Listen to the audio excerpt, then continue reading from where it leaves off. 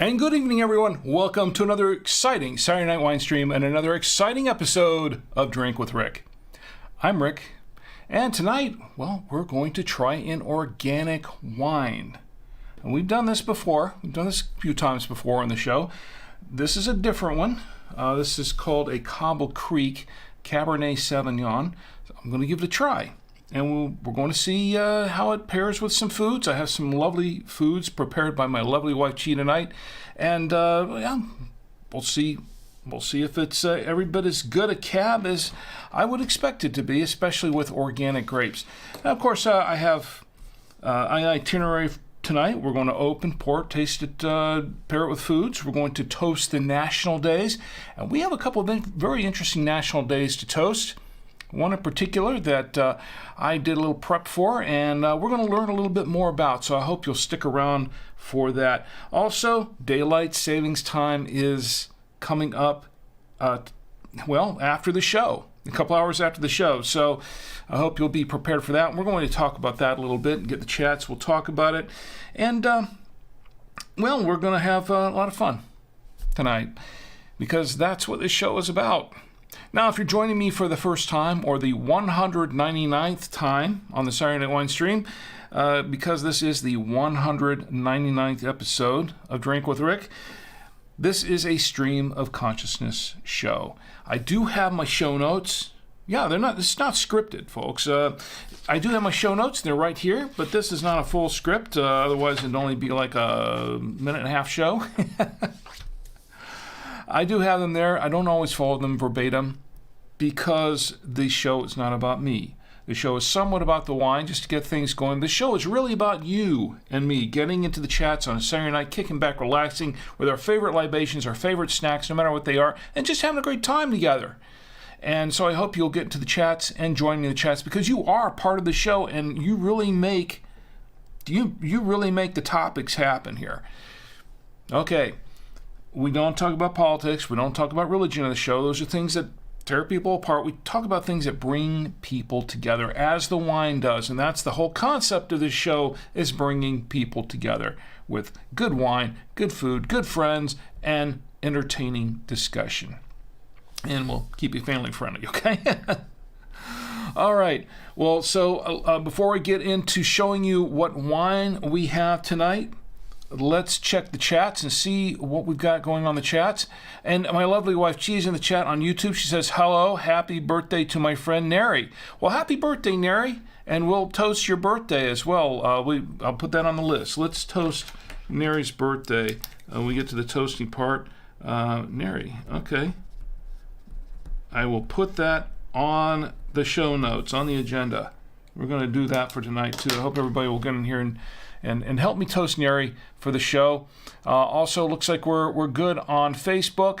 We're good on Twitch, and What's Up's on Twitch. And What's Up says, happy Saturday, Rick. And right back at you, happy Saturday to you, too. What's up? By the way, what's up? How was your week? How was it? How did your week go? And I hope everything went well for you. And you're ready for some fun on a Saturday night, because we've got a nice little show put together for you. Now, it's not going to be really a big, super show. It's going to be kind of a light show, but I've got some interesting things to tell you and interesting things to show you. And please tell me what's going on with you. We're going to get ready for our 200th episode next week, so I hope you'll join me for that. The 200th episode is going to be really big, special 2-hour show, and I've got a lot packed into this show, so I hope you'll join me for that. I'll tell you more about it later towards the end of the show. Let's see what else we got going on. Twitter is up. We are live on Twitter. Now, the thing is about Odyssey, we were supposed to be live on Odyssey, but for some reason, it's not coming up. We've got a live stream chat going there, but no live stream. So I don't know what's happening. I have no idea what's happening with Odyssey right now. I set it all up. It looked like it was ready to go, and then all of a sudden it just went to the page, and the page is just pretty much blank, except for the chat. So I don't even know if they can hear me on Odyssey. I don't know if you can listen even. But the chat is up. Really, really weird. What's Up says, pretty good. I got a promotion at work, so hoping the folks in accounting put it through in time for my next paycheck. Well, I hope so too. Well, congratulations on the promotion. Wow, you know what? This might not be such a short show after all, because let's add What's Up. We're going to toast your promotion. All right. I've got that on the agenda too. Promotion. Okay. And you can give me the details if you want, or you don't have to. It's all good. But I'm going to toast. We're going to toast this promotion together. What's Up says, thanks, Rick. Hey, thank you for being here, so we can toast you. And let's see what else is going on this. Let's see. Okay, we're good. All right, so let's get to the wine so we can get to the festivities and the fun. All right, this is what we're opening up tonight. This is called a Cobble Creek Vineyards. It is a Cabernet Sauvignon. This is a 2020 from Paso Robles. This is California wine. And it is, as it says on the front, it is made with organic grapes. And I don't know if you can see it down at the bottom, at the very, very bottom of that label, it says gluten-free, vegan-friendly. Now, you would think that this wine's made with, it's made of grapes, so you'd think it would be vegan-friendly. It would be all vegan. That's not necessarily the case, and maybe we can talk about that later on. That's a very important point. Now, let's go to the back of the wine. That's the front. Let's go to the back of the wine. I'll read the back label for you.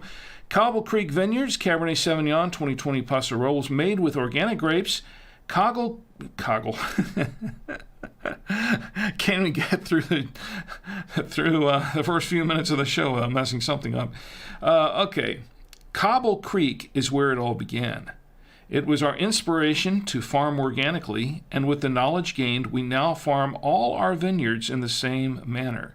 In these wines, you will taste and enjoy our pledge to the land on which we all live, expressive, balanced, and memorable. True to the variety, dark berry aromas, hint of cedar, oak, lush mouthfeel, balanced tannins, and an outstanding finish. It's produced and bottled by Cobble Creek in San Miguel, California. It's certified organic by the CCOF. And there is, where does it say it is? Oh, it is 14.2% alcohol by volume in this 750 milliliter bottle of wine. So that's what we've got going on tonight. So that's what we have for the wine. This is what we have to pair it with. Camera 3 is up. What we have to pair it with tonight is we have a little bit of, it looks like prime rib there, and a little bit of pizza. They both should go pretty well with a cab. And we have some cheeses there. And to be honest, I'm not really sure which cheeses we have there. Chi, you might be able to refresh my memory on that. I think, well, we have the Trader Joe. Is that the Trader Joe's double cream Gouda there? I can't tell from over here, but it's way on the side of me. We have the Hickory Farms smoked cheddar, or is that just the regular cheddar? It might be the regular cheddar. And I'm not sure what the cheese is tonight, to be honest. I didn't get that rundown from Chi before the show. Chi, maybe you can tell me what the cheeses are tonight, and I can relay that to everyone here in the audience.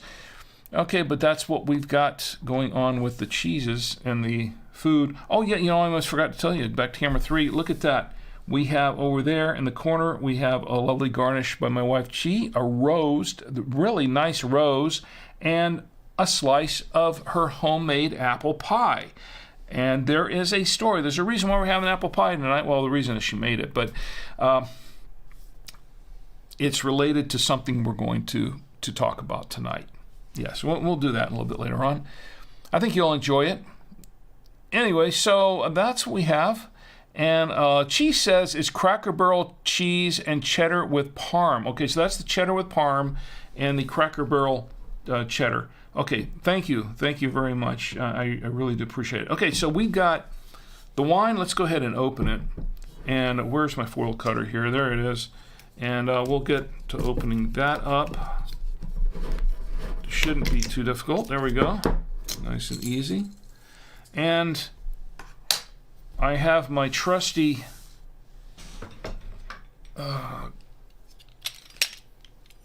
decorker, as I like to call it, so we can decork the wine, as I like to say. Now, something happened last week where we had a little piece of this thing fall out while we were uncorking the wine, but and I haven't been able to locate it. It fell on the floor there somewhere. I couldn't find it before the show tonight. Hopefully it'll work without too much trouble. And it did. Look at that, the cork is out. That's the most important part of this, is to get the cork out, right? All right, and then of course I have my trusty aerator, which is going in right now. There you go. And not much displacement there. And to hold the grape nectar, I have my genuine Galway Irish crystal glass, given to me by my employers at buy2wayradios.com. So we're going to pour a little of this wine into the glass, just a little bit for starters. There we are. Set that aside. I'll use my official Drink with Rick coaster to set it on and give it a good swirl. Give this wine a good little swirl here. Get it oxygenated. Get it flowing. All right. And of course, by the way, I'll tell you later on how to, just remind me someone, I'll tell you how you can get a pair of these coasters free. All right, so we've got that going, a little more swirly there. There you go. I like that. I like to swirl the wine. That's fun. It's more fun to drink it though. Okay, so we're going to set that aside just a moment or two just to open up and breathe. And while it's doing that, let's learn a little bit more about this wine.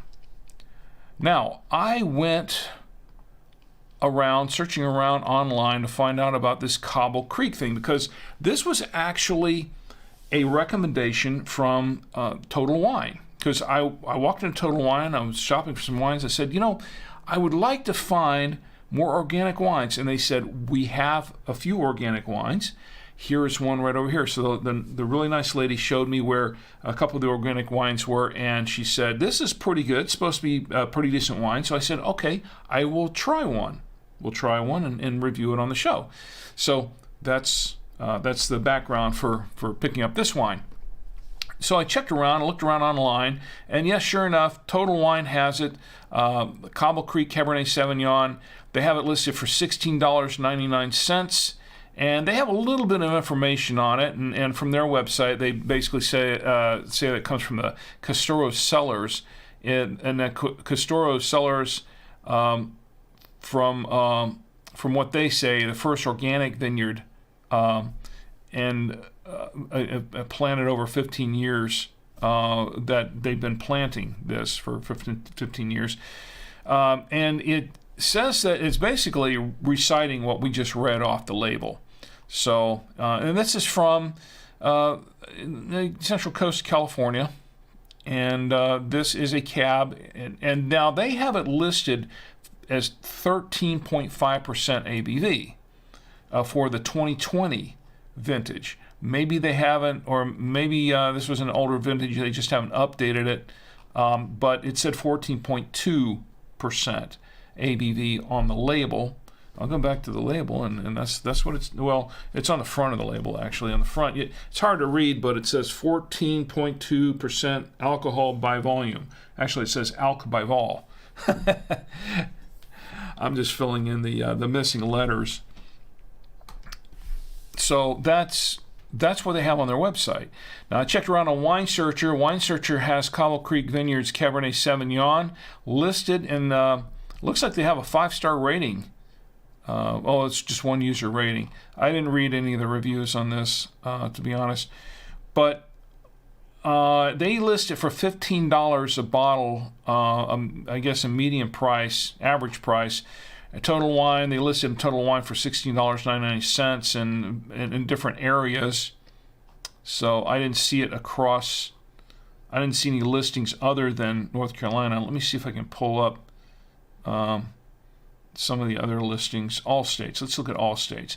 Okay, so mostly Total Wine. Total Wine in Sacramento, California, $15.99. Las Vegas, Nevada, $16.99. And Bellevue, Washington, $16.99. That's on the West Coast. I don't know why they're giving me all these prices just from the West Coast. Nothing on the East Coast or in the middle of the country, but that's what they have here. Now, Vivino has it listed. They give it a 3.8 star rating based on all the vintages. And they have a price starting around $9.36, which is interesting because I'll tell you what I paid for it because I have the receipt right here, and I went to Total Wine. And this 750 milliliter bottle of Cobble Creek Cabernet Sauvignon, $16.99. So that's basically what I paid for it. It's right there, $16.99. So there you go. All right, so let's go ahead and give this wine a little bit of a whiff and a taste. Before I do that, let me go to Facebook and the other chats that are open and see what we've got going on. Let's see. Okay, it's all kind of quiet here. And What's Up says, I've been itching to make a pie for the last few weeks. Well, you know what? It's a good time to make an apple pie. I'll tell you why in a little bit. By the way, I did forget to mention this at the beginning of the show, but just because I did forget to mention it at the beginning of the show. But you can, anybody who's watching now or wants to watch now, you can watch, of course, live and get into the chats live and chat with me directly. The Facebook page, let me pull these up for just a minute so everyone knows. The Facebook page, I'm doing this all out of order tonight, aren't I? Okay. Facebook page is facebook.com/drinkwithrick. YouTube channel is @drinkwithrick on YouTube. Twitch is twitch.tv/drinkwithrick1, drinkwithrick and the number 1. Twitter is @drinkwithrick. Odyssey is supposed to be @drinkwithrick: number 7. And the Tonight Show, which is Cobble-Creek, but it's not pulling up for me right now.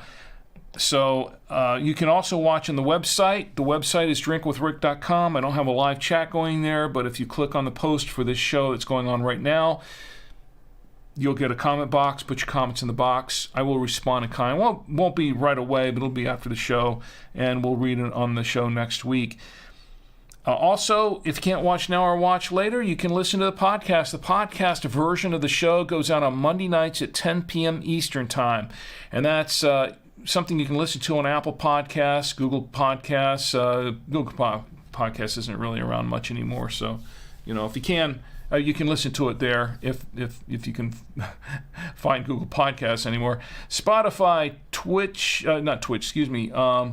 TuneIn Radio, Stitcher Radio, Blueberry.com, iHeartRadio, Deezer, Amazon Music, PodcastIndex.org. That's the Podfather's website, Adam Curry.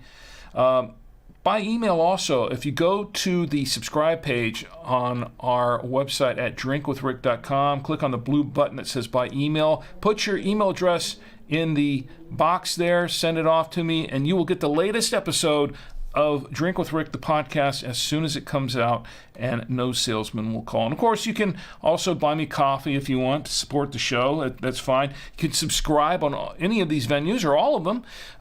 Follow me on Twitch and subscribe on all these venues if you want. There's no pressure to do so. It'd be great if you did. That would help support the show, but you have no obligation to do so. It's just at your discretion. But it would be much, much appreciated. It is. Okay, so I think the wine's opened up a bit, so let's get back to the tasting. Let's give it a little bit of a whiff first, and make sure everything's cool here. All right, we're good. All right.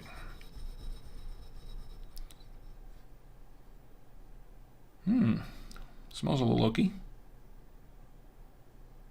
And yeah, some black fruits in there. I'm going to say blackberry, maybe a little raspberry too. Let's go to taste.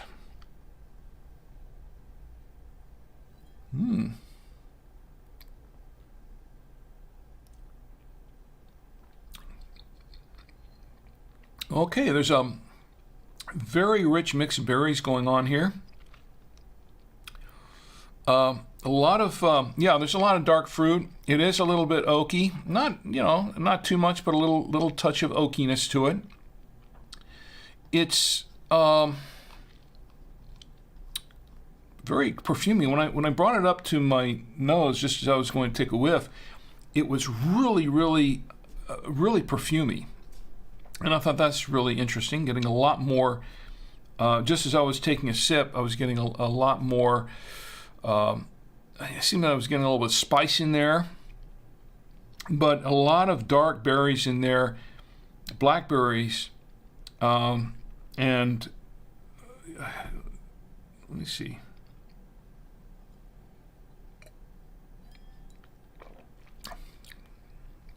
And a little bit of red berry too, the raspberry. And it is kind of, they say it's kind of a lush mouthfeel. It is kind of, it's very, very smooth, kind of lush, smooth. And it is a nice finish to it. It really has a nice finish to it. And yes, I was getting a little bit of spice in there and perfume. And I was tasting some spice in there. I couldn't really make out the specific spices, but it is a little spicy. Let's get another taste of this wine. Yeah.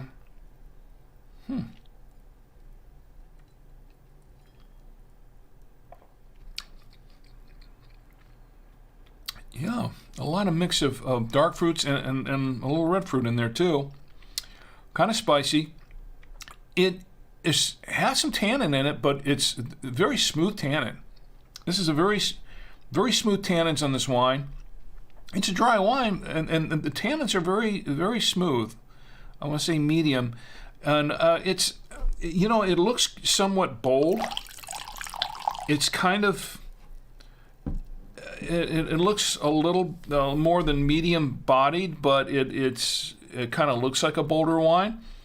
It tastes surprisingly smooth, and so far I kind of like this cab.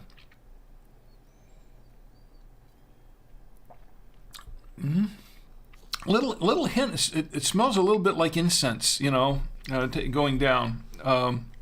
When it was in my nose and it was going into my mouth. It smelled a little bit like incense, and the taste is a little spicy. But I like it. It's pretty good. We'll have some more of this wine. We're going to pair it with some foods. I would say it's opening up just a little bit already, because I'm getting a little more red fruit in here now too. And it is a little oaky. Well, let's see. We'll taste it here with the foods here. We'll do the pairing here in just a moment. Let me check the chats once again. I am concerned about Odyssey tonight because I'm not getting anything. I don't know what's going on with that. There's like no video at all. So looks like we're good everywhere else. And Facebook, surprisingly enough, Facebook seems to be running okay. Not something that you see too often with Facebook these days, but it seems to be running okay, all things considered. And we're good. Okay, so we've got some airplanes going by. I can hear those. Quite a bit of rumbling. I don't know if you can catch that on the mic. A little bit of rumbling overhead. I don't think that's thunder. Anyway, so we've got the pairing. Let's go to camera 3, and let's start with the pairing, and we're going to start off with the steak. If I can reach, I guess I'll have to do it with my hand. Reach that, because I can't reach the fork right now. And that's so barbaric, isn't it? This is a prime rib, by the way. Very good one. And yes, it's leftovers. As most all this food is. Except for the pie. Very good steak, though.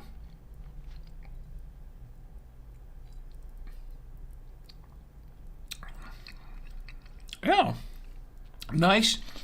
And what my wife did was I'm not sure how she prepared the steak per se, but the oakiness in the wine gives the steak a little bit of just a hint of a smoky flavor, and it adds to what's in the steak. I think that there's a nice pairing overall. It goes pretty well with the prime rib, I would have to say. I think a lot of that is the prime rib, but I think a lot of it is also the wine. Let's clear the palate for just a moment. And let's go back to camera 3. And let's try it with a pizza. And this pizza's probably kind of cold by now. This is leftovers too. We'll try it with a little bit of pizza. This has burger, beef on top, burger pizza. That's good. This pizza is courtesy, well, it's not courtesy, we have paid for it. It came from our local Brooklyn Pizza in Carmel in Charlotte, North Carolina.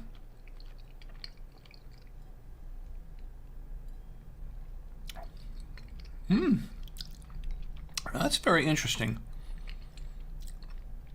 The sauce, the tomato sauce in the pizza, not particularly sour, but adds a little bit of a kind of a sour taste to it. It's not a bad sour. It's just kind of it kind of mixes in with the wine. I gotta try another piece of this just to make sure. It's very interesting. I like their pizza. Really do. I think the wine goes okay with it. Let's see.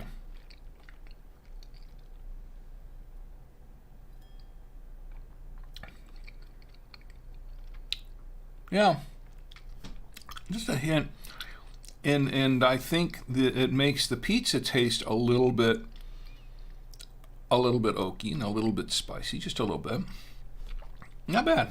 I like it. I think it's a good pairing so far. Let's try it with the cheeses though. Clear the palate one more time. Let's go back to camera 3. Let's try it with the cheese now. According to my wife, this is, I gotta go back and look at her notes. Okay, we're gonna try it with the cheddar with parm. This is the unexpected cheddar with parm, I believe, is what this is. We'll try it with that. And it should be good. This is a sharp cheddar with a sharp Parmesan cheese.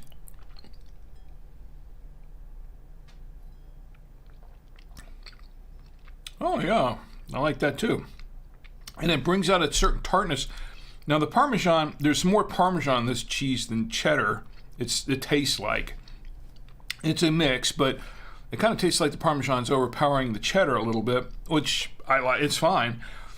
When paired with this wine, it adds a little tartness to both. I think that's very interesting. So no, I like it. It's a good pairing. I would have this wine with this cheese all night, pretty much. Let me clear the palate one more time, and let's go back to camera 3 and let's try it with the. This is the cheddar. This is the Cracker Barrel cheddar cheese, and give it a try. Yeah, they'll say Rick never met a cheese and wine pairing he didn't like. That's not true. Not true at all.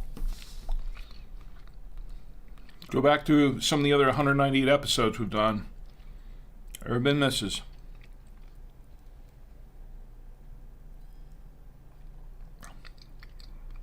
But not with this one. Now, interesting with this cheddar and this wine, it brings together a real earthiness.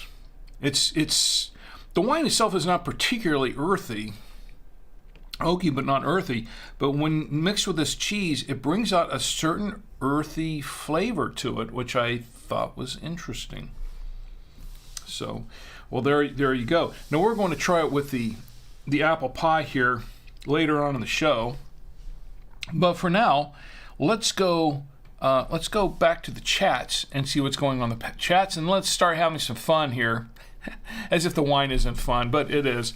And Ed, my good friend Ed, is in the chat on Facebook, and Ed says, got on board. Hi, Rico. And, well, Ed, it's great to see you, as always, and I'm glad you're on board. I'm glad you're here. It's great to see you. Got to give you a like for that. Always great to see you, my friend.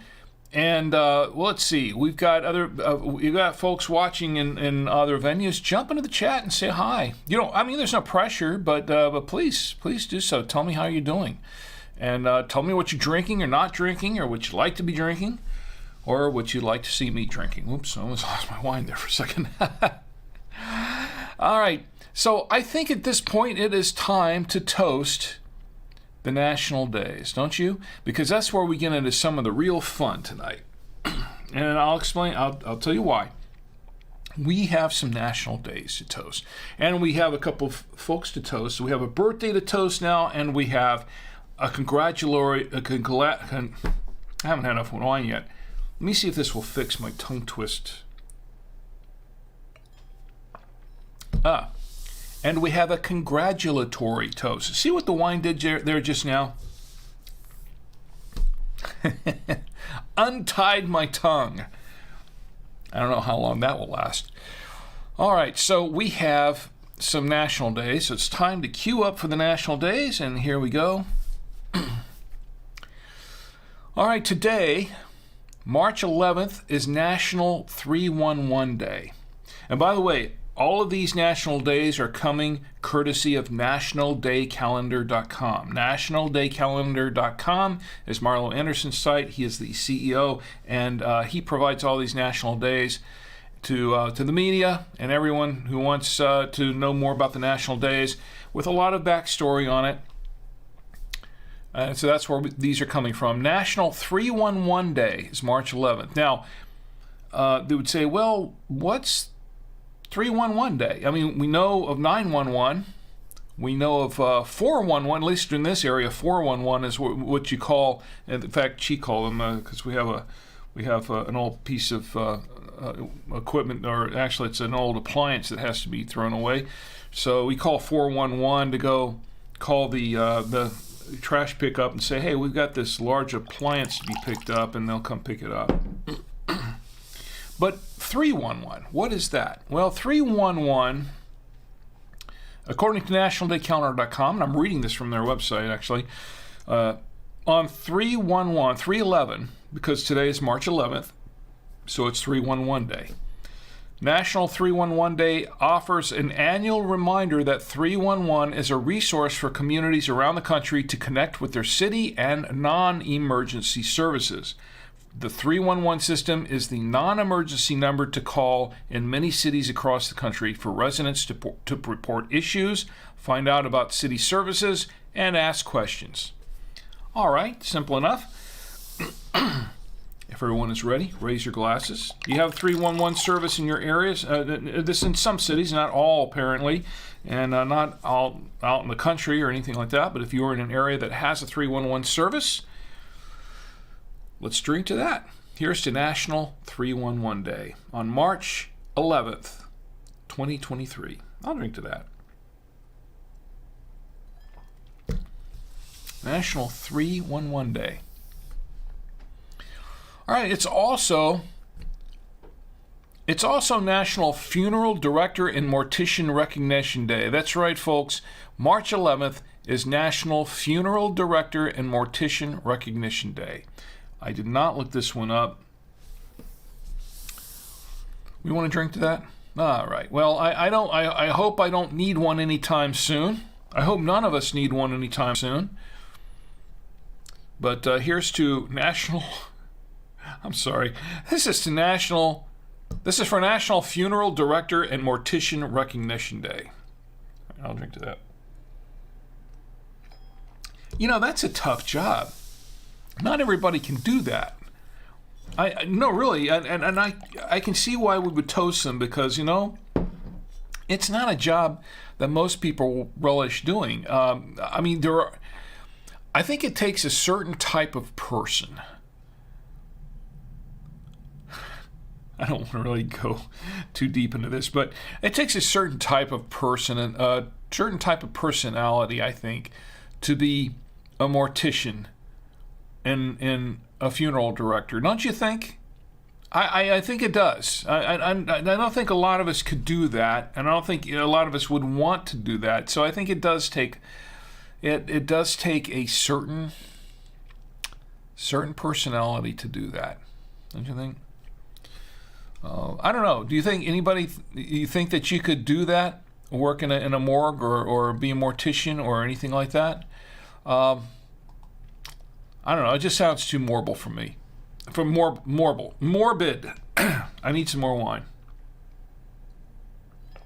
It sounds too morbid to me. What's Up says, I'm pickling some red onion for burgers tomorrow. Do you like pickled onions, Rick? As a matter of fact, I do. But they have to be prepared properly. I'm not sure how you prepare yours, but I do like some pickled red onions if they're prepared a certain way. Now, I'm funny. We're going off the. See, that's what we do on this show. We go way off in the tangents. One of the things that let me go to a close up here for a minute. All right. One of the things that I really like that she prepares a radish salad, and this is a salad with radishes and onions, and it's in it tastes a little bit pickled. It tastes pickled, but it's a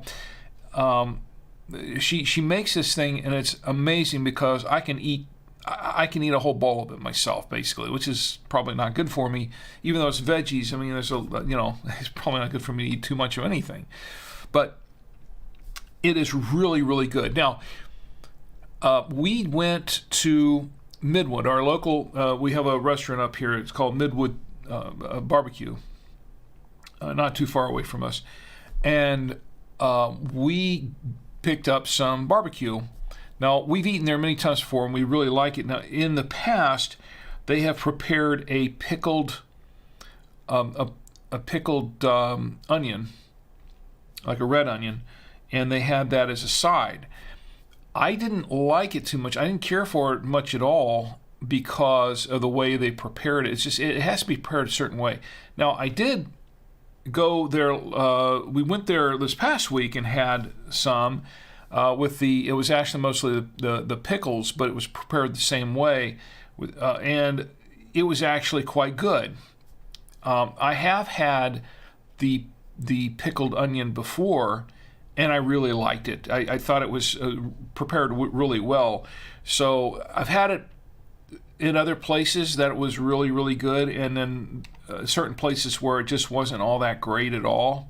And this particular place in Midwood where they were making theirs, I didn't like it at all.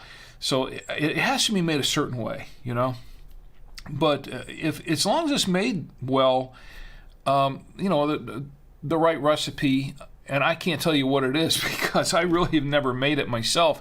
But I can really like that, and sometimes I like to put it on some other foods and eat it that way. And that's pretty good. But pickling some red onion for burgers. Now, pickled red onions for burgers, yes, I do like those on burgers. I definitely do. Well, once again, they have to be made a certain way, the right. I don't say the right way. I don't know what the right way is. A certain way for my personal taste. I trust you make them the right way, whichever way it is. Anyway, so let's go back to the national days here, and I'll continue on, and let's see what we've got here coming up. It's National Promposal Day. March 11th is National Promposal Day, and Promposal Day, if you go way, way back to high school, well, maybe, of course, if you just graduated from high school, you don't have to go that far back, but Promposal day is the day that you generally propose to someone to go to the prom with them. You know, it's the annual ritual of asking someone out to the prom. Now, I never went to my prom. My school's prom. Never really did at that time. Didn't really participate in that. But I think I would have liked to. But I just never. Circumstances were such that I didn't or couldn't. So anyway, here's the National Promposal Day, March 11th. I'll drink to that.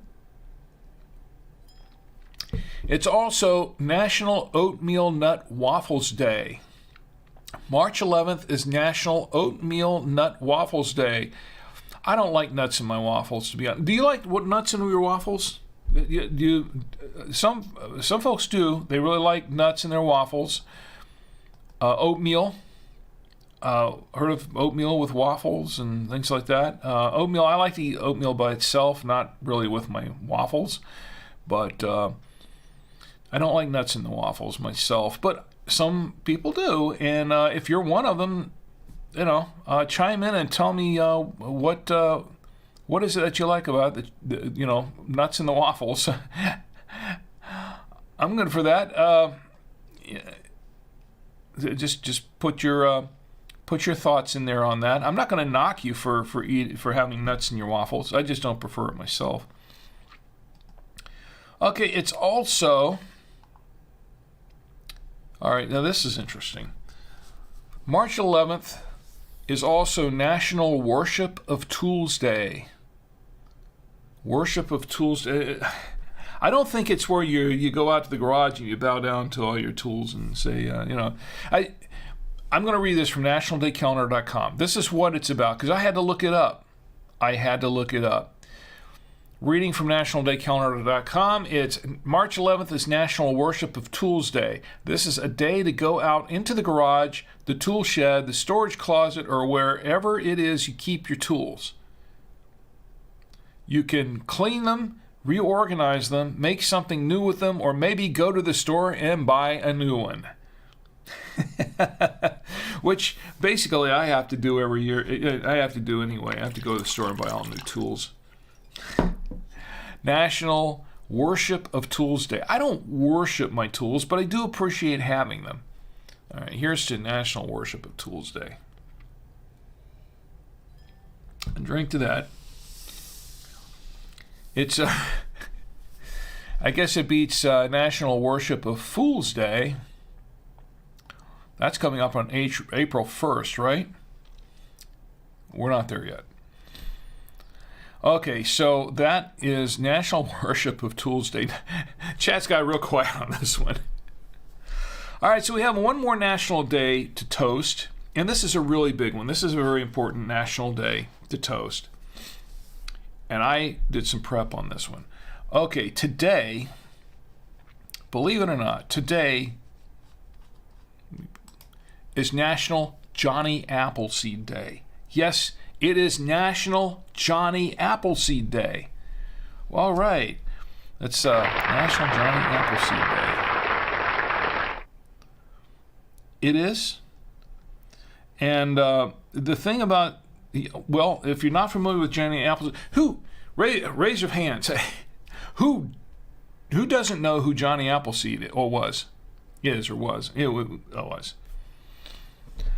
Who doesn't know who Johnny Appleseed was? And just in case you don't know who Johnny Appleseed was, I have looked it up on Wikipedia because I know who Johnny Appleseed was. Disney even made a film, a short, animated short on Johnny Appleseed, and I'm sure you remember that. It was a cute film, an animated film of the legend of Johnny Appleseed. The thing is that not a whole lot of it, as I recall, not a whole lot of it was actually true. It was more just, Disney embellishing, as they always do, their folklore and making it into a nice, cutesy story. Sort of like Ben and Me. If you ever saw the animated film Ben and Me about Ben Franklin and the mouse, come on. Ben Franklin did not have a talking mouse that told him how to do everything and showed him how to discover electricity and all that kind of stuff. It was all made up. But it's Disney. That's what they do. But Johnny Appleseed was very famous in his own time. I'm actually going to read the Wikipedia article.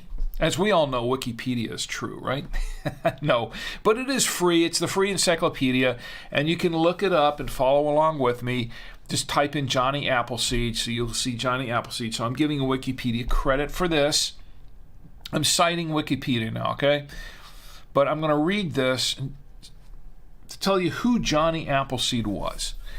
Johnny Appleseed, who was actually his name was John Chapman.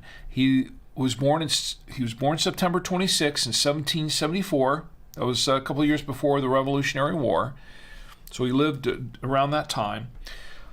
And he passed away on March 18th in 1845. That was before the Civil War. See, he was better known as Johnny Appleseed. He was an American pioneer, nurseryman, who introduced apple trees to large parts of Pennsylvania, Ohio, Indiana, Illinois, and present-day Ontario, as well as the northern counties of present-day West Virginia. He became an American legend while still alive due to his kind, generous ways, his leadership in conservation, and the symbolic importance he attributed to apples. He was also a missionary for the new church, Swedenborgian, and the inspiration for many museums and historical sites, such as the Johnny Appleseed Museum in Urbana, Ohio. Yes, there is a Johnny Appleseed Museum in Urbana, Ohio. And yes, there is an Urbana, Ohio.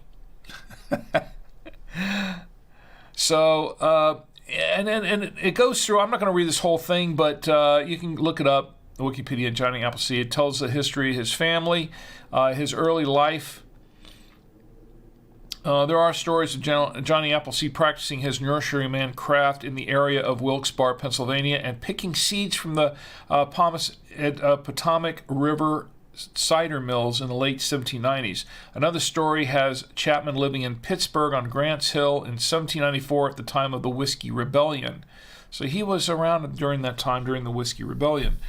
So an interesting note here, in 1819, Chapman was nearly killed in an accident in Ohio. One morning he was picking his crops in a tree when he fell and caught his neck in the fork of the tree. Shortly after he fell, one of his helpers, 8-year-old John White, found him struggling in the tree. Unable to get him out of the tree, young John White cut the tree down, saving Chapman's life. In 1822, the first known use of Johnny Appleseed was written in a letter from a member of the new church. So he became an itinerant missionary towards the end of his career, according to Harper's New Monthly magazine. And he did. He went around all these places and planted apple trees across the U.S., and that's what he was. He was a legend in his own time. Pretty amazing, Johnny Appleseed. When you think about it, though, I don't know that he could get away with that today, right? Where you're introducing a tree that is not indigenous to the area. I don't know if you can get away with that these days. That's what they call an invasive species now. Of course, back in his time, that wasn't an issue, and he was very much a conservationist. So that's to his credit. However, these days, if you're going around planting strange plants from other places into an area that is where it's not native to, that's they arrest you for that sort of thing nowadays, I think, don't they? They confiscate your seeds and stuff because that's what they consider invasive species. I don't know, but I want to give a shout out posthumously to Johnny Appleseed. Here is to Johnny Appleseed, because without him there would be no apples in a lot of different places. And in honor of Johnny Appleseed, I'm going to show you some apples. These are pictures of apples, yes, that I curated myself from pxhere.com. These are all free images, by the way, from pxhere.com. pxhere.com is a place where you can get free images for free use. It's under the Creative Commons Zero licensing, which means they're basically public domain for personal or business use, commercial use. Some really nice pictures of apples, apple orchards, apple trees. I should have been showing this while I was reading about John Chapman, aka Johnny Appleseed. But there's some really nice pictures of apples here. You know, I should do that. Listing here in... Oh, this is interesting. He cared deeply, and I'm reading this from Wikipedia again, he cared deeply about animals, including insects. Henry Howe visited all the counties in Ohio in the early 19th century and collected several stories from the 1830s when Johnny Appleseed was still alive. Here's one of the stories, apparently, that was told. It says, one cool autumnal night, while lying by his campfire in the woods, he observed that the mosquitoes flew in the blaze and were burned. Johnny, who wore on his head a tin utensil which answered both as a cap and a mush pot, filled it with water and quenched the fire, and afterwards remarked, God forbid that I should build a fire for my comfort that should be the means of destroying any of his creatures.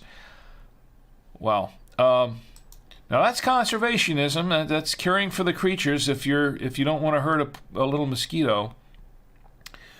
Another time he allegedly made a campfire in a snowstorm at the end of a hollow log in which he intended to pass the night but found it occupied by a bear and cubs, so he removed his fire to the other end and slept on the snow in the open air rather than disturb the bear. Now, a couple of things here. If he made a campfire in a snowstorm at the end of a hollow log, okay, found there was a bear and his cubs and a bear and her cubs in the hollow log, so he moved his fire to the other end, slept on the snow, and did not want to disturb. I think he did it for practical reasons more than anything else, because you don't want to disturb a sleeping bear and her cubs in a hollow log. That's for sure, because that would that would not be good. Probably did it more for his own preservation than for the sake of the bear and her cubs. Then again, I don't know. Yeah, Johnny Appleseed, he was quite an interesting person here. Here's another one. Here's another story. In a story collected by Eric Braun, he had a pet wolf that had started following him after he healed his injured leg. So he had a pet wolf. Now, the part about and this is interesting because this story, and I don't know how true this is. I mean, it's all on Wikipedia, and we all know Wikipedia is reputable as a source. But that's why academic institutions, schools, and whatever tell you not to cite Wikipedia in your papers. But this is the part about he wore on his head a tin utensil which answered both as a cap and a mush pot. And I think that's one of the popular stories about Johnny Appleseed. And as I recall from the Disney film, the animated film, that's how they designed the character with Johnny Appleseed, that he wore instead of a hat, he wore this tin pot on his head. And I think maybe that's where it came from. I don't know. But that's folklore. It's Americana folklore. Great stuff. I love folklore. It really, whether it's true or not, it's just fun. It really is. But anyway, back to my photos. Okay, I've got another photo to show you. One of my favorite kinds of apples, candy apples. Can't beat a good candied apple, right? Okay. Well, yes, you can. There's candied apples, and then there's candied apples with sprinkles. That's right, candied apples with sprinkles. Yeah, I mean, come on, you gotta have sprinkles, right? You gotta have sprinkles. But these are photos of apples. There's a Johnny Appleseed once again. I think we should toast him one more time, because without Johnny Appleseed, where would we be? Well, we'd be without some apples, I guess. Speaking of apples, apples and wine, they go great together. And a lot of white wines will taste like apple. As a matter of fact, we've had a few white wines here that sometimes have sort of an apple taste to them, right? Nothing like apples and wine. And that's my ode to Johnny Appleseed and apples. Here's to Johnny Appleseed, National Johnny Appleseed Day, and to apples. And now I think it's time to do one more thing with apples. I think it's time, go to camera 3, let's try out this apple pie and see how it pairs with the wine. I'm going to bring this over here. All right, let's bring this over here. And let's try it. Let's go to camera 1. There we go. I'm going to try a little bit. She made this fresh, by the way. She had it just right up until showtime. She was still cooling it down. And I'm really decimating this here. There we go. Wow. It's really, really good. Cinnamon, sugar, apple. Very nice. Very, very good.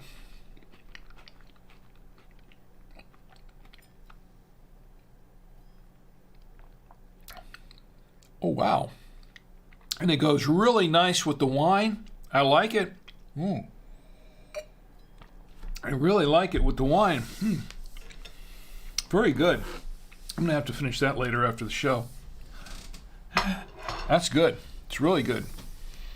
Thank you, Chi. This is my lovely wife, Chi, and a great round of applause for doing such a fantastic job. Really fantastic job. Let's see what's going on Facebook. Okay, and Ed's saying on Facebook, I just celebrated the birthday of a friend, Juan. His birthday is actually March 14th. He calls it Pi Day. It has to do with the ratio of circumference to diameter of a circle, referred to by the Greek letter pi, which we pronounce pi, yes. Though the Greeks pronounce it pi. The ratio is about 3.14 to 159, so somebody with birthday 314 can identify and eat pie. Well, you know what, Ed? We should toast your friend, actually, for his birthday. So we got a couple birthdays to toast. So let's toast some birthdays, huh? To Juan and his birthday on Pi Day. I think Pi Day is better than P, right? P Day. We have Pi Day, and then right after that we have P Day. That didn't make any sense, did it? All right. All right. Too much wine. All right, so let's see what we've got going on in the other. Odyssey is still down, so I don't know what's going on with that. Okay. And Kane is in the chat. Kane Cordova is in the chat on YouTube. Kane says, "Spring ahead tomorrow." Yes, and it's great to see you, by the way, Kane. Thanks for joining us on the stream and tell me what you're drinking. Look, you don't have to drink wine or you can drink whatever you want. It's fun as long as we're drinking together and snacking together and just having a good time together. That's all it's all about. But spring ahead tomorrow, yes, it's going to be. We do have one more National Day to toast, do we? I'm not sure I really want to toast it because I'm getting in the weeds on that one because I have certain opinions on that, but we'll get to that in a minute. Before we do that, let's do the birthdays and the toast, the congratulatory areas. And Kate, if you have something to celebrate, well, okay. Spring ahead deal with that's actually on the agenda, by the way. Yeah, it is. It's and as a matter of fact, I think I skipped it intentionally because we're going to cover that in a few minutes, a little bit later. The national, daylight savings time. Yeah. So we'll toast daylight savings time. Why not? We'll do that in just a few minutes. But before we do that, let's toast folks who have a birthday. This is for Chi and for our good friend Neri. And I'm going to bring up the fireworks. I've got to pull the fireworks up. I wasn't expecting that for the fireworks. Let me go back to the fireworks here and set that up. Okay. Had my apple orchard up. All right, let's go to the fireworks. Fireworks cued. And first of all, we're going to toast Neri. She's having a birthday today. Today, March 11th, is her birthday. Is that correct, Chi? We're going to toast Neri's birthday, our good friend Neri. And let me go back to, there we go. And Chi says, hello, happy birthday to my friend Neri. Well, Neri, this is for you. Happy, happy birthday, and may you have many, many, many, many more. Here's to Neri. And I'll toast you again. Happy birthday, Neri. And Chi, feel free to clip that if you want. Send it off to Neri if she's not watching. And Neri, if you're watching, feel free to clip it. It's fine. And let's see, we've got a couple of other toasts. Congratulatory toasts. Let's see what we've got. Okay, let's give a toast to Juan. A birthday toast to Juan. Ed's friend Juan. Ed says we don't celebrate the Greek pronunciation of pi, for then we might have to celebrate urologists. That's true.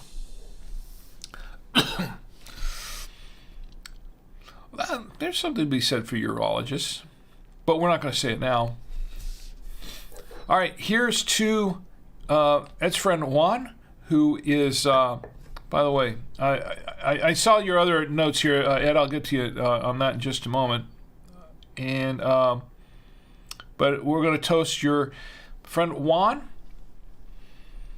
Birthday's actually not March 14th, but let's go ahead and celebrate it now. Here's to Juan. Happy, happy birthday, and may you have many, many, many, many more. To Juan. And also, we've got one more toast here that we're going, a special toast here for my good friend on Twitch. What's up? No, I did not forget you. What's up? Let me pour some more wine. We need more wine in there, don't we? Okay. For What's Up. So What's Up got a promotion at work. This is for What's Up, and I want to say congratulations. It's great. It's always great to get a promotion or a raise, or a promotion and a raise. That's even better. And I just want to say to What's Up, I want to say congratulations. And if you have any details you can share, feel free to share them. But it's okay. There's nothing, no pressure on that at all. No worries. Anyway, here's to What's Up. Congratulations on your promotion. I really mean that, and I wish you great continued success. And I definitely may you get your paycheck with the raise, bonus, whatever in your paycheck here on time right away, as we all need them, especially these days. We all need that coming in on time. Anyway, to What's Up, congratulations. I wish you continued success in your career. Congratulations on your promotion. And feel free to clip that if you want. Photo Ray in the chat. It's great to see you, Photo Ray. Good to see you here tonight. Photo Ray says congrats to What's Up. And congrats, and yeah, definitely. I think that's great. When someone's moving up and getting promotion, that's always great. let me switch back over here.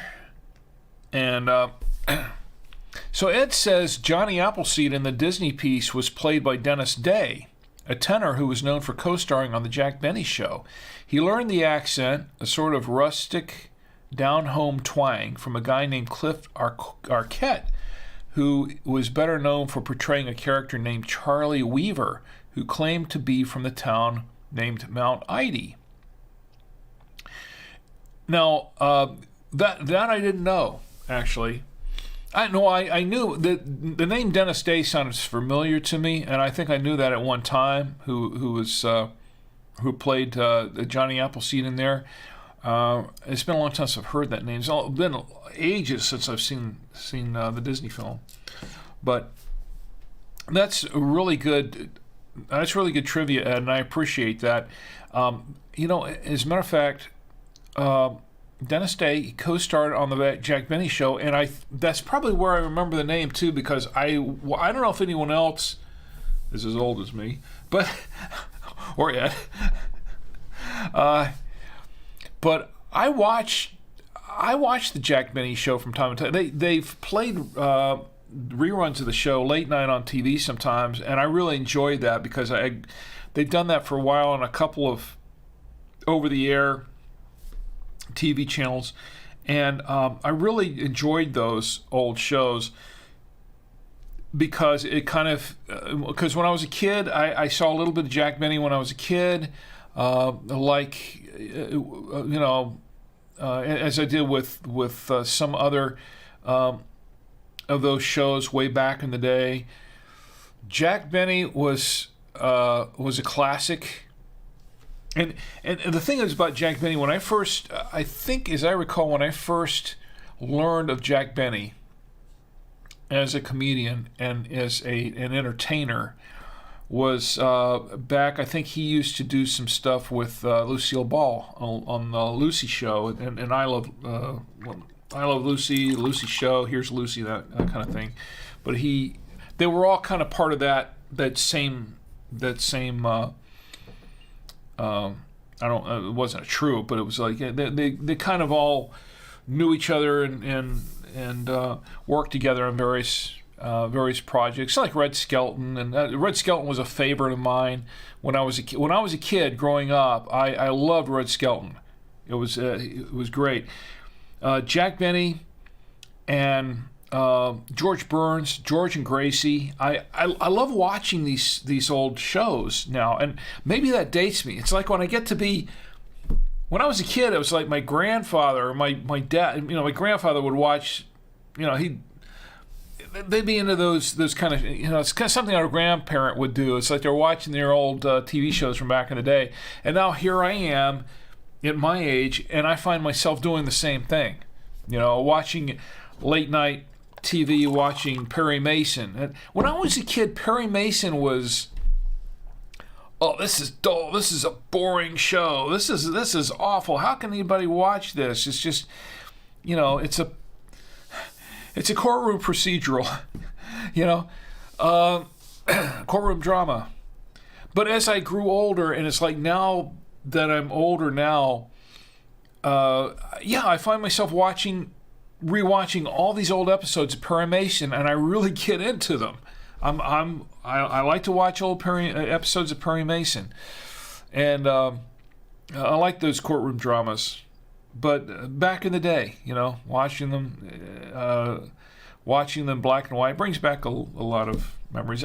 I can watch them now, and I guess I appreciate them now more and appreciate the storylines and things like that now, the drama that went into it now than I did as a kid. The kid, you don't really understand that stuff, but now I really understand it more as an older person, and it's maybe it's just a sign of getting old. I don't know. But yes, the Jack Benny Show, classic stuff. There are a lot of old shows like that I'm watching now that are showing up on, I think some of them on Antenna TV and some of these other places that I've been watching, and I really enjoy those. I think one of Let's see, what's another show I've been watching recently? Well, the Honeymooners. They play the Honeymooners late night on MeTV. And Chi and I, on occasion, have sat up and watched those. Those are funny. Those are good. Brings back a lot of memories. Anyway, so went off on the stream of consciousness again. What else we got going on here? Okay, so I'm looking at my show notes here. All right, daylight savings time. That's what we're going to get to. Okay, let's give a shout out to daylight savings time.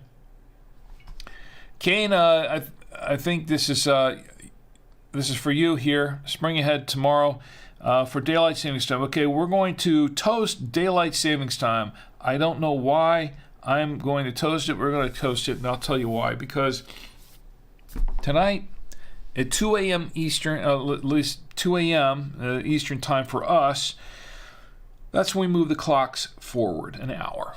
Don't forget. Move the clocks forward an hour.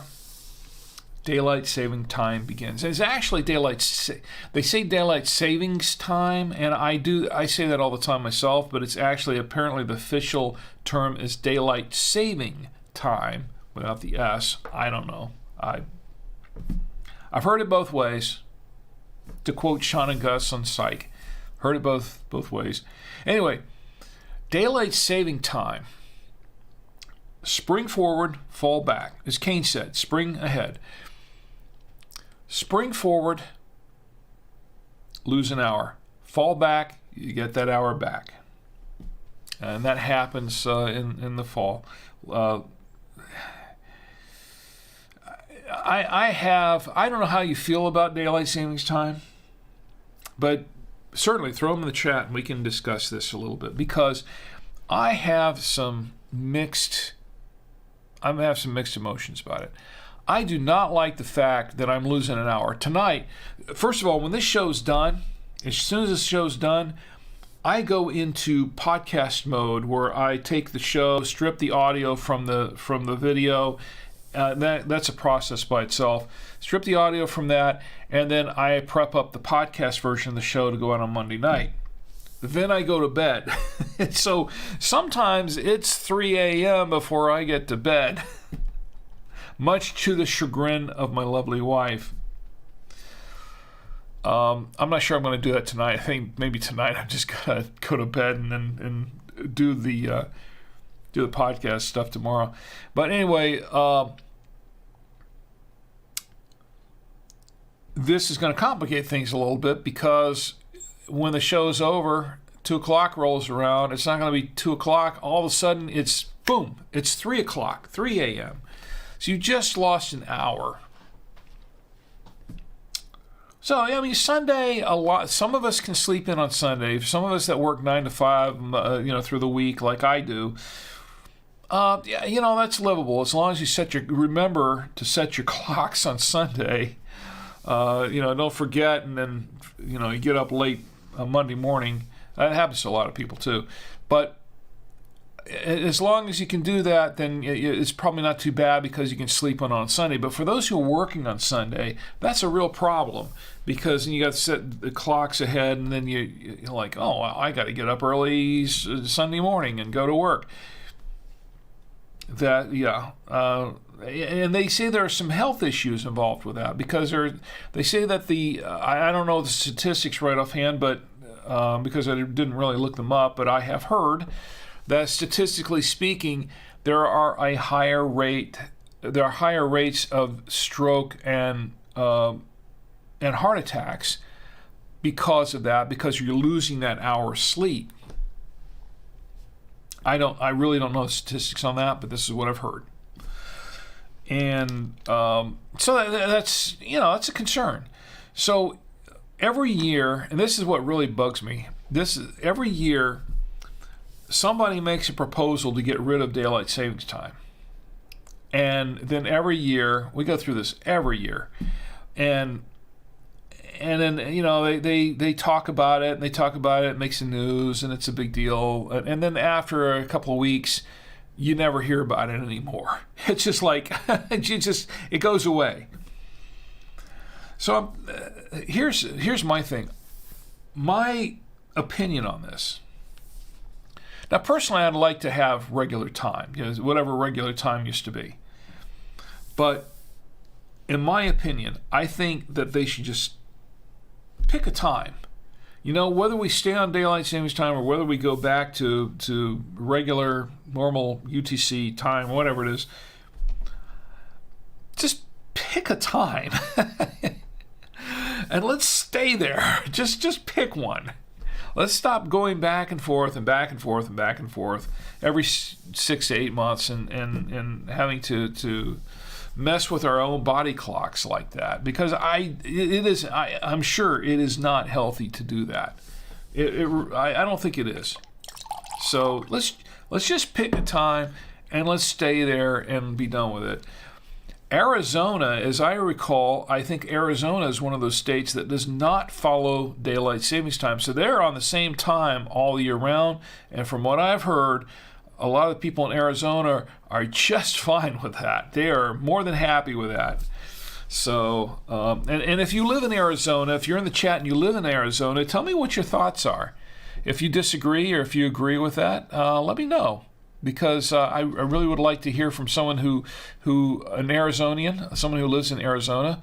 I'm sure you have your thoughts on it. Or maybe you don't care because you don't have to change your clocks. So, getting back, I'm sorry, I wasn't meaning to neglect the chat. I just went off my little rant here. Photo Ray says, I just remember Dennis from the Jack Benny show. Yes, and, a couple of characters. Jack Benny had a couple of really cool characters on that show. Photo Ray says, I'm old at heart. And says the remakes of those old shows. This is...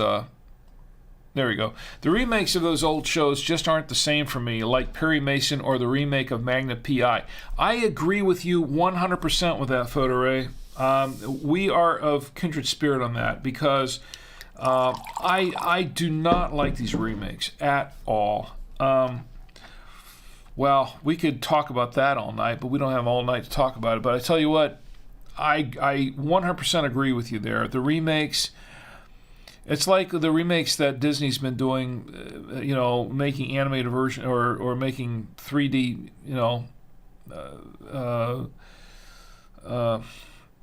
computer-generated remakes of their classics. It's the same sort of thing. It's like you've got a classic film, you've got a classic story. Don't mess with it. That becomes part of Americana. It becomes part of the art.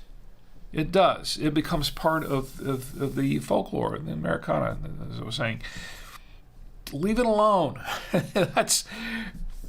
I agree with you 100% on that, Photo Ray, and I can cite many examples where some of that just went wrong. What's Up says, unexpected Psych reference. Yes, I love Psych. You like Psych? I didn't know how many Psych fans we have here, but yeah, we're here in this household. We're all big Psych fans. For those of you who've never heard of Psych, it is a TV show that aired sometime back. It ran for 6-7 seasons, I think, and then they started making movies, like one movie a year based on that. It's kind of a comedy. It's you've got two guys, two lifelong friends, Sean and Gus, and Sean is purports to be a psychic. He's basically psyching out the police department that hires him to do these work on these cases, and but he purports to be a psychic in using his abilities, and his friend Gus that helps him out. It's kind of it's funny. I don't want to go too much into that, but it's if you've never seen the show, it is classic and it's hilarious to watch, and a lot of 80s references in that show, a lot of 80s stuff, some sci-fi stuff. It's classic stuff. Photo Ray says. What's Up says, it's been a long time since I've watched it, but I did. I haven't seen any of the movies. Were they any good? Yes, they were, as a matter of fact. They had slated to make 6 movies. They've made 3 so far, and I think they have another one coming out, I think, at the end of this year. as I understand. But they've had 3 movies so far, and they're all very good. They're all very funny, very comical. If you haven't seen the movies, you've got to watch. If you've never seen Psych, you got to watch the show. You can binge watch it, but you got to watch the whole series from start to finish, and then the 3 movies, and then it all makes sense, and it's just a lot of fun. Photoray says, you will spring forward an hour from me. Arizona doesn't do DLST. I wish the rest of the country stopped that also. I agree with you 100% on that, Photoray. Here's to the end of daylight savings time as we know it. I still have my, yeah, I do. Let me switch that back. We're going to switch that back to, where was I? Okay, here's something nicer. There we go. It's an apple orchard in honor of Johnny Appleseed Day. There we go. So, yeah, some examples of really bad, in my opinion, remakes or reboots, as they call them. Reboots. We're going to start all over again. We're not going to pick up where we left off. Let's just start over and redo this whole thing. Make it better than it was. You know, it's not like the $6 Million Man, which I hope they don't remake that one, because, I mean, that's another classic. As cheesy as it is, looking back at some of the episodes of $6 Million Man, The Bionic Woman, it's classic. Don't touch it. It is what it is. Don't touch it. Leave it alone. They're fun to watch, but they've remade all kinds of stuff here. Hawaii Five-0. I watched the first episode of the remake of Hawaii, and I loved Hawaii Five-0. When I was working at Channel 35, we ran Hawaii Five-0 on 16mm film, as a matter of fact, originally. I was on film. And I used to edit those shows for time and for putting in the commercial breaks. I loved that show. McGarrett and Danny Williams and all those guys. It was a great show, and to see this remake come up when they redid all these characters and they redid the premises and all that kind of stuff and their personalities and all that, it was sad. And it was a little upsetting to me because I love the show, I love the characters in the show, and to just do that the way they did was just. I watched the first episode and I thought, I didn't really have high hopes for it, but I watched it, and by the end I couldn't finish the episode. I was like, oh man, this is awful, and turned it off. Now, apparently it's been a popular reboot because they've done a number of seasons of this show, but I didn't like it from the get-go, just because of just how they redid everything. No. Wi-Fi was one. There have been a number of other reboots. Magna P.I., yes. Magna P.I. is another one that, although I was not a big Magna fan, I watched the show. I like to watch the reruns sometimes. And redoing that show, no. MacGyver. Don't get me started on MacGyver. Don't get me started on MacGyver. The original show was great. I love the original show. This reboot, whatever they call it, no. It's not MacGyver. I don't know what it is, but it's not MacGyver. And okay. Since I'm thinking about it, Lost in Space. Lost in Space, the original Lost in Space, for whatever you think of the show, I grew up on Lost in Space. That's what I grew up on, and I loved that show as a kid, and I still watch episodes from time to time. They show it on Meat TV late night, along with a lot of the other Irwin Allen shows, like what they show. They were showing Time Tunnel for a while, but they're showing Voyage to the Bottom of the Sea, another one I used to watch when I was a kid, and a lot of these other shows, Land of the Giants, that sort of thing. But I really loved Lost in Space. It was a great show. And then when I saw, what was it, Netflix that did this? I think it was Netflix. They ran 3 seasons of this thing, and I saw the first the first episode, I turned it off about halfway through the episode, this reboot they did of Lost in Space. Now, the movie, I did watch the Lost in Space movie that they made back in the 90s, and I was not crazy about it either. And I think at that time they kind of messed up some stuff. And I do have the DVD version of it, but it was just still watchable. It was like, and the ending was just really not great. But this TV show they came up with, this reboot of Lost in Space, I watched the first half hour and I cut it off because I couldn't finish it. It was just it was like they changed the character so much. They changed everything so much. It wasn't recognizable in Lost. It was Lost in Space in title only. That was it. Nothing of the robot was different. Everything was different. It was just nothing was the same. So exactly, Photo Ray. Exactly. Oh, the pain. You know, Dr. Smith. They can't. I remember meeting him at a sci-fi convention once. Got to hang out with him just a little bit, and Jonathan Harris, and the guy was like that in real life. I mean, that's how he talked. It was like, he talked like that, kind of like that in real life. Very classic Shakespearean actor, I'm glad I got to meet him before he passed away. But anyway,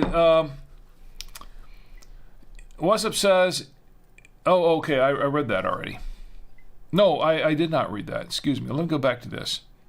What's Up says, it's been a long time since I watched it, but I did. I haven't seen any of the movies. Were they any good? Which one? You're talking? Which movie? The Lost in Space? Oh no, I'm sorry. I did read that before. We're talking about Psych. Okay. Sorry, I got a little ahead of myself there. Photo Ray says, when I was little, I used to tell people my name was Will Robinson. Danger, Will Robinson, danger. Warning. Yeah, aliens approaching. Yeah, I loved the robot. That was one of my favorite characters on that show, the original show. So Ed says, Jack Benny's friend, George Burns, was a guest on Jack's show. He appeared with a cigarette instead of his more characteristic cigar. I figured out why there was a substitution. Jack's original sponsor for that show was Lucky Strike, a brand of cigarette they wouldn't have liked to pay George to smoke a cigar on the air.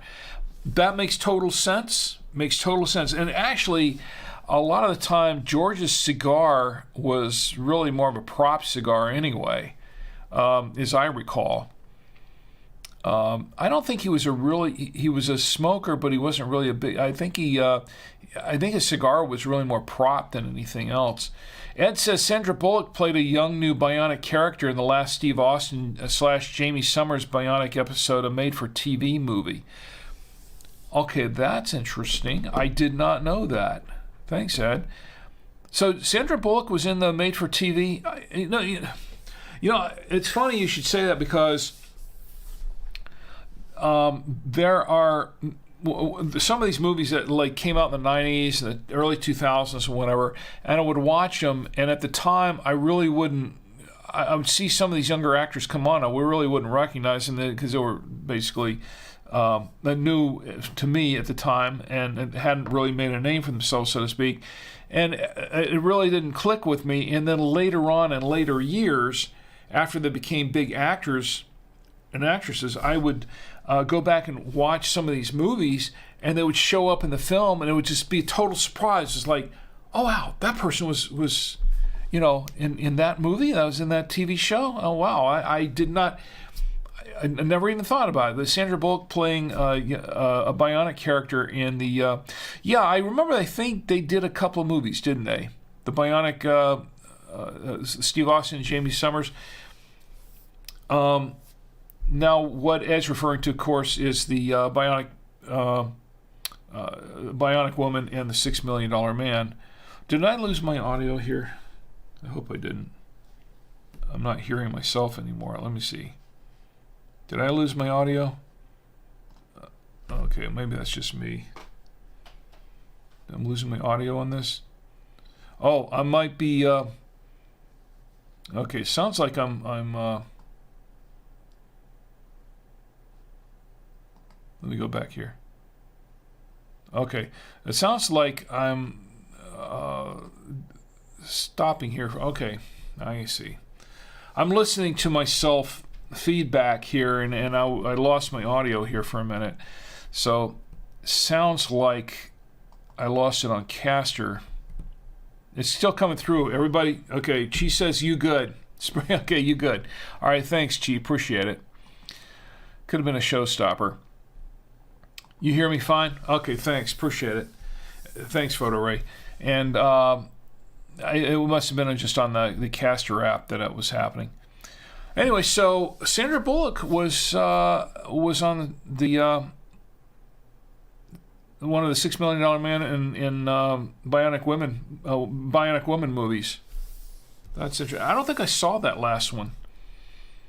Yeah, I don't think I saw that last one at all. I have to go back and check that out. But I have noticed that a lot of actors would show up.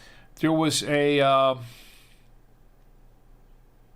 trying to think where I saw. Let's see, who was it that served Columbo a donut? And there was an episode of Columbo where he got served a donut by a very young. Was it Jamie Lee Curtis? I think it was.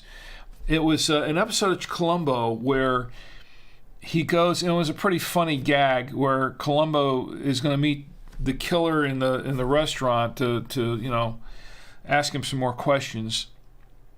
And he goes into the restaurant. He's eating a donut. He brings the donut with him into the restaurant, and then the waitress goes up and says, "You can't eat that here." He goes, "What do you mean? I can't? It's just this donut." It's like he said, "No, you can't eat that here. You can't. You got to take that aside. You got to get rid of it." And he goes, "Well, it's my donut." He says, "No, you can't eat it." So he goes, "Okay, well," he threw out the donut. And so then she asks him. She comes back. She asks him, "Okay, can I get you anything?" And he goes, "How about a donut?" So she goes and gets him a donut. I think that was Jamie Lee Curtis that did that, if I remember correctly.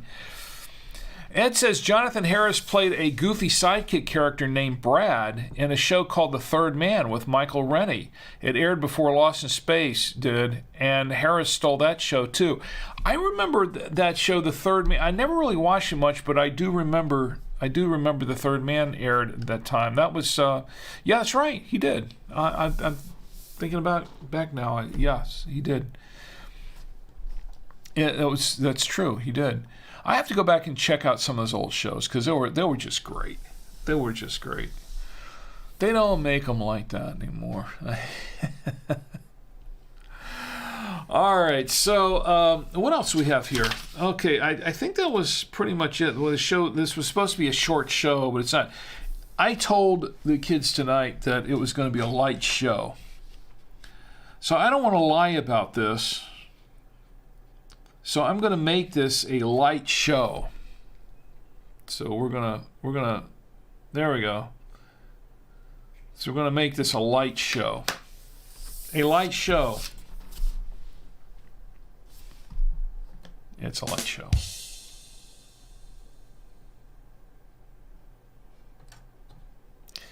Anyway. You know what I think we need at this point? More cowbell. We do. We need more cowbell. I'm on a long delay here audio-wise. There we go.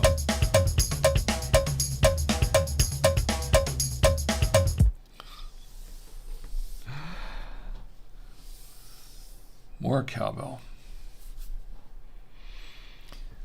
Okay, so there was the cowbell. Maybe that picked up things a little bit. All right, so that was mostly what I had tonight, according to my. We really got off on the TV stuff, didn't we? I love TV trivia. I really do. One of these days we're gonna have to do a TV trivia thing. So I want to remind you of a couple of things. We've got a really big show coming up. I've got to tell you about this. We have a really big show coming up next week. Let me go back to my... All right. Next week,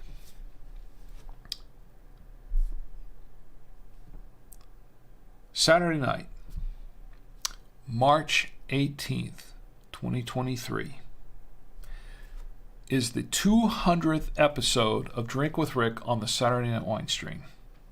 That's right, 200th episode. In honor of the 200th episode, to celebrate the 200th episode of Drink with Rick, we've got a really big show planned. I'm going to do a special 2-hour show. Everybody's invited. Of course, you're all invited. Get in the chats. We'll talk about stuff. But I've got a lot of stuff planned. It's going to be a really jam-packed show. I'm going to give you some highlights from the early days, a little bit of early history of it, as told by me on the early shows. Couple of very, very interesting stories. I think you'll really be interested in hearing. A couple of fun stories that I've told on episodes past.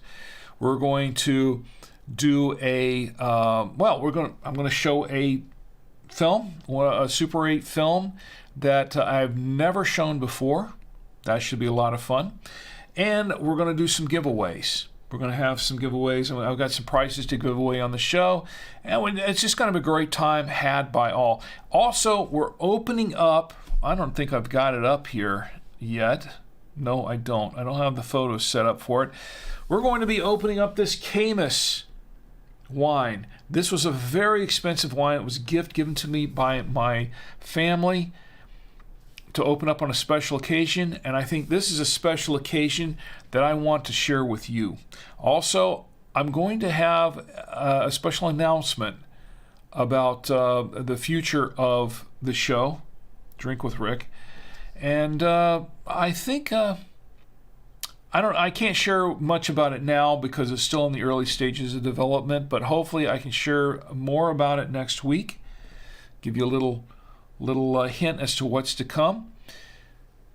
I hope you'll join me for this show. Please join me Saturday night, 10 p.m. Eastern Time, for the special 2-hour 200th episode of Drink with Rick on the Saturday Night Winestream. And that's my promo for this. I did the promo live. Also, I also want to tell everyone how they can get a free... I'm going to move this stuff out of the way. If you want some of these, I still have a few left. I've got about half a box left here now. I've gone through so many of these and give away a lot of them, especially during the holidays. But I've got a couple more I can give away. Or I have about a half a box left that I can give away. So if you want one, you might want to act now to do it. And you can get them. There we go. The Drink with Rick. These are the official Drink with Rick coasters. Here we go. Oh, I've got to move them up here a little bit. There we go. All right. I'm going to tell you how you can get a pair of the official Drink with Rick coasters. All you have to do is send me a let me put this up here. There we go. Whoop. That's not what I want to do. Here we go. No, that's not what I want to do either. There we go. All right, here's how you can get a free pair of Drink with Rick coasters. And you want to get them while the supplies last because there are not that many of them left. What you want to do, and now there's a limit of 2 per person. 2 per person, continental U.S. only. I can't ship overseas this time. What you want to do is send a self-addressed stamped envelope to me. And this is where you're going to send it. Send it to Savoya Media Coaster Offer, 6420 Ray Road, Suite A1, number 209, Charlotte, North Carolina, 28277. Once again, that's Savoya Media Coaster offer, 6420 Ray, REA Road, Suite A1, number 209, Charlotte, North Carolina, 28277. Do that, and I will send you a free pair of Drink with Rick coasters, courtesy of Drink with Rick on the Saturday Night Winestream. Okay? And that's how you can do that. I don't have that many left, so act now if you want them, and I'll get them to you as long as I have them around. Also, you can pick up a copy of this, the official Drink with Rick wine tasting notebook. There we go. Official Drink with Rick wine tasting notebook. You can pick this up at Amazon. Amazon has it for $8.99. But of course, if you show up for the 200th episode of the Winestream next week, I'm giving some of these away, so you will have a chance to get a free book. So, and I have some other prizes too. That's not the only thing I'm going to be giving away. So please join me for that 200th episode, and we'll have a lot of fun. So that's pretty much what I've got here tonight. Photo Ray says, I want to send you the files for your own Twitch emoji for the show, like I did for Mike Tech. Well, Photo Ray, you're welcome to do that. Please do.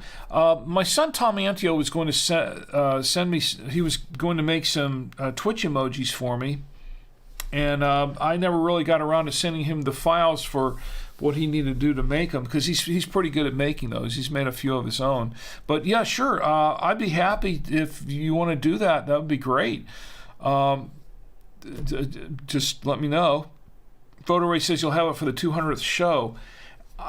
That would be awesome. Photo Ray, if you do that, that would be really, really awesome. I really appreciate it. Just let me know where. You can send me the files, and you can send them to rick@savoyamedia.com, or send them through Twitch. On Twitch, you can send them through me in a whisper there on Twitch.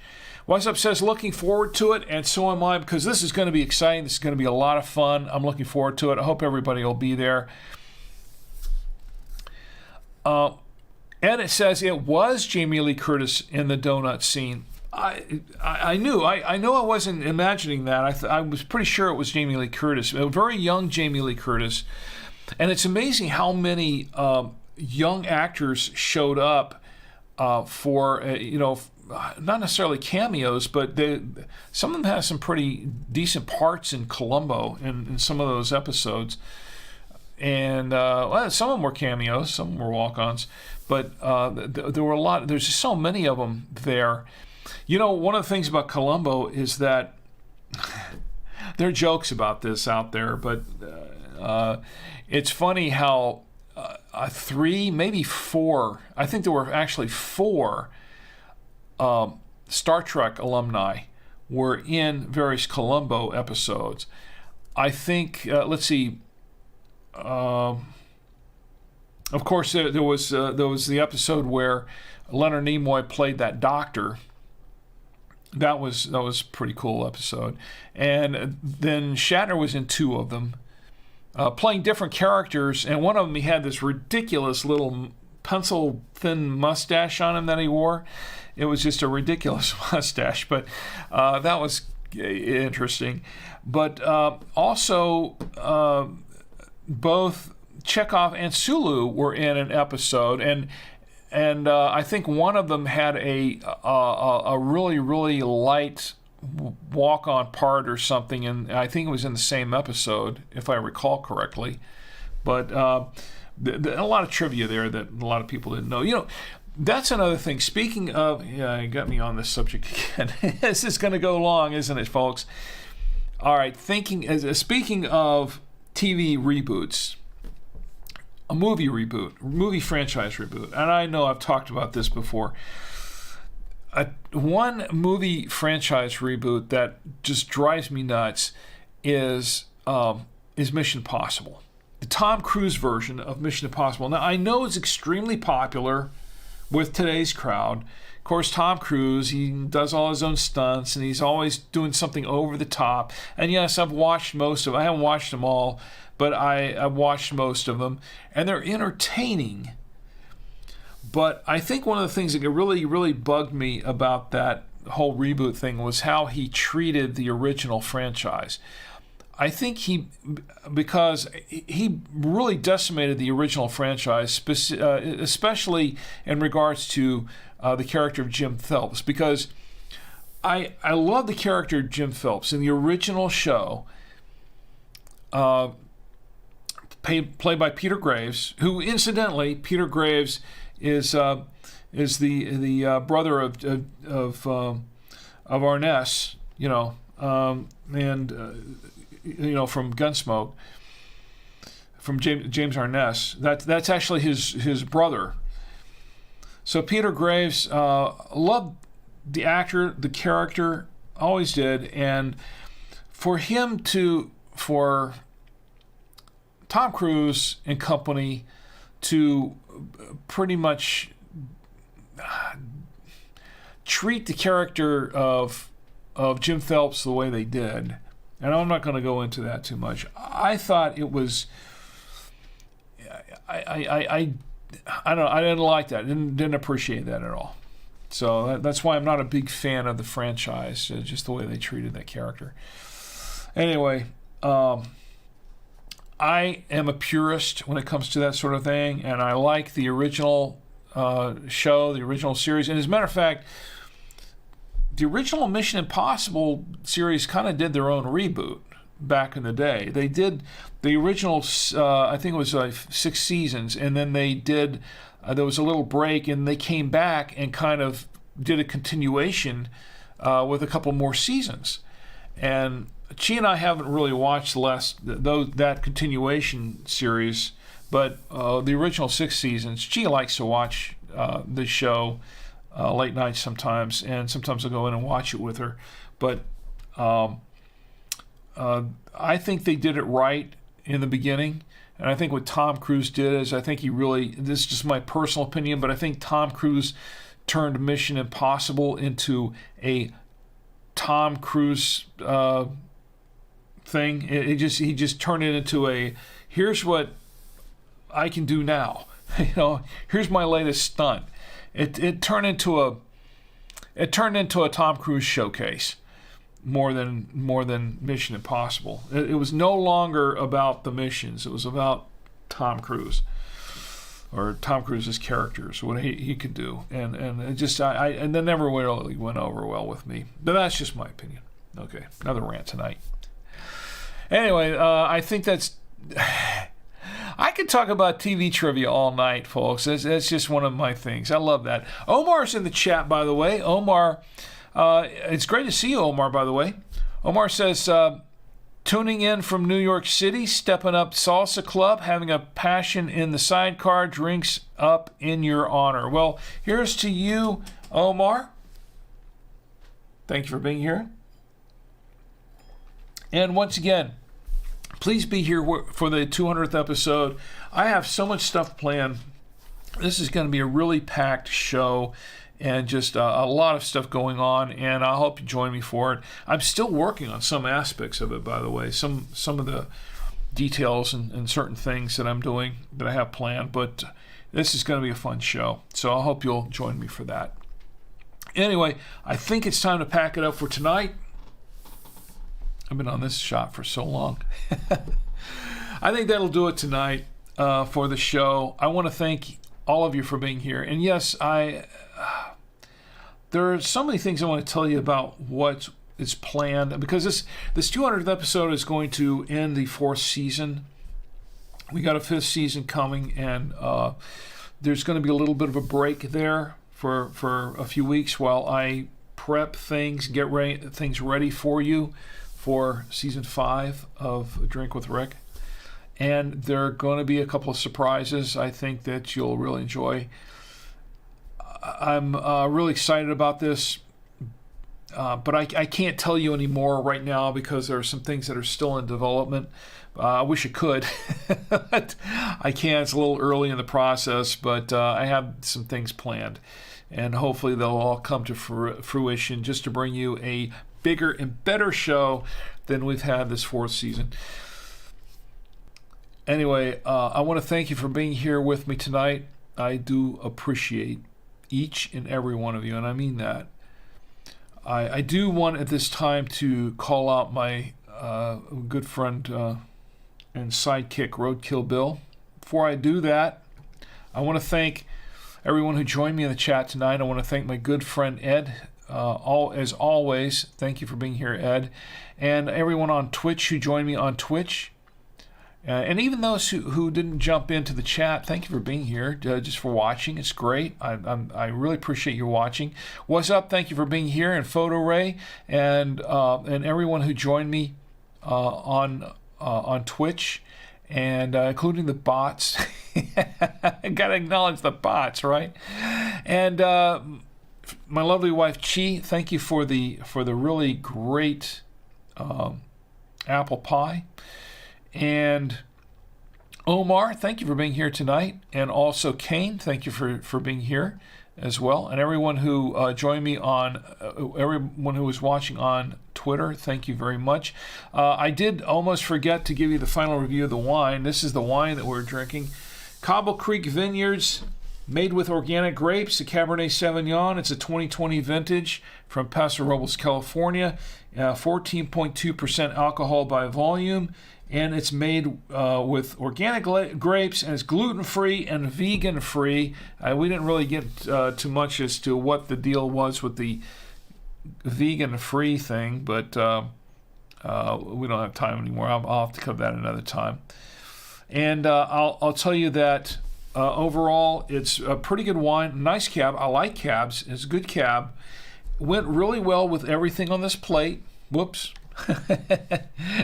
Everything on the plate except for all the stuff that I've got listed there. I forgot to take that down, didn't I?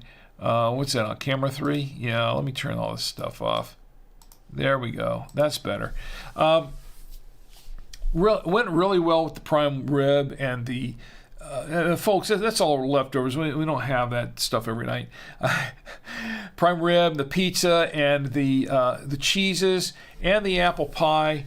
It was really great, and I want to thank my lovely wife, Chi, for that lovely rose that she made for this presentation. I want to give her another round of applause for that. Thank you very, very much.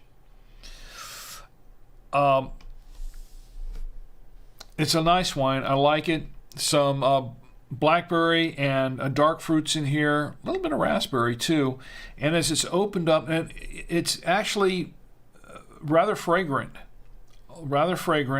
and it's smooth. It's smooth tannins, and it's not too bold. It was kind of bold, but it's not too bold to me.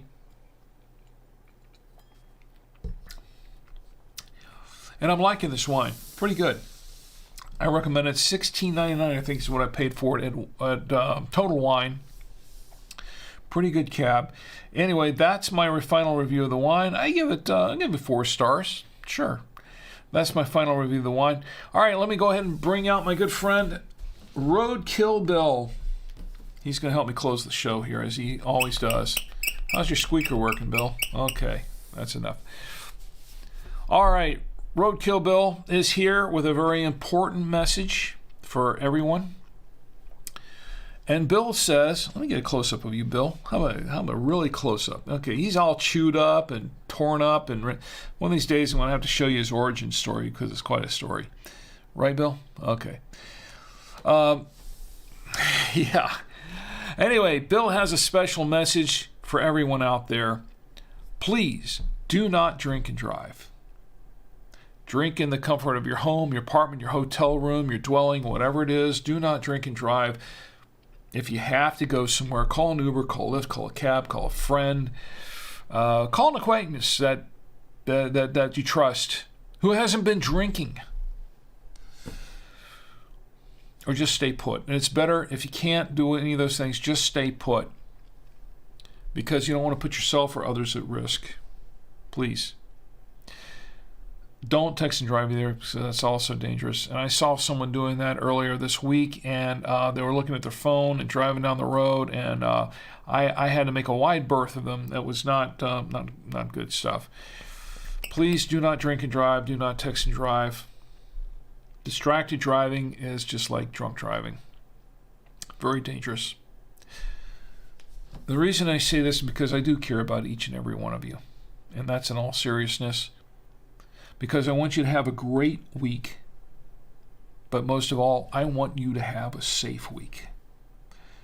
So you can join me here again next week on the Saturday Night Wine Stream. And we can all get together and drink with Rick. Good night.